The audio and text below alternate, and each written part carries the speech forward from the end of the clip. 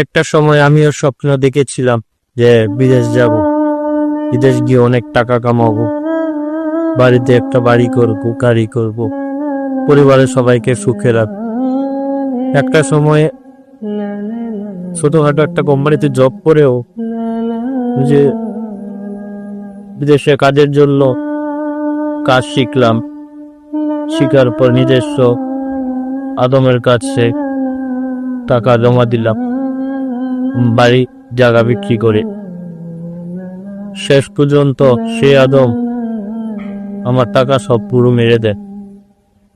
আমার কাছে আর কিছুই থাকে না, আমার বিদেশ যাওয়ার স্বপ্ন পুরোটাই ভেঙে দেয়, আর আমার বিদেশ যাওয়া হয় না।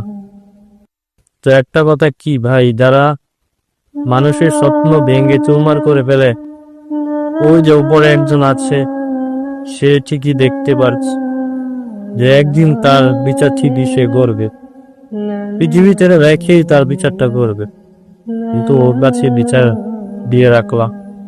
আমার স্বপ্ন হলো না, যে সত্যি আমি যেটা না পারিনি, একদিন যাতে সেই বিধাতা আরেকজনকে দিয়ে আমার স্বপ্ন পূরণ করা।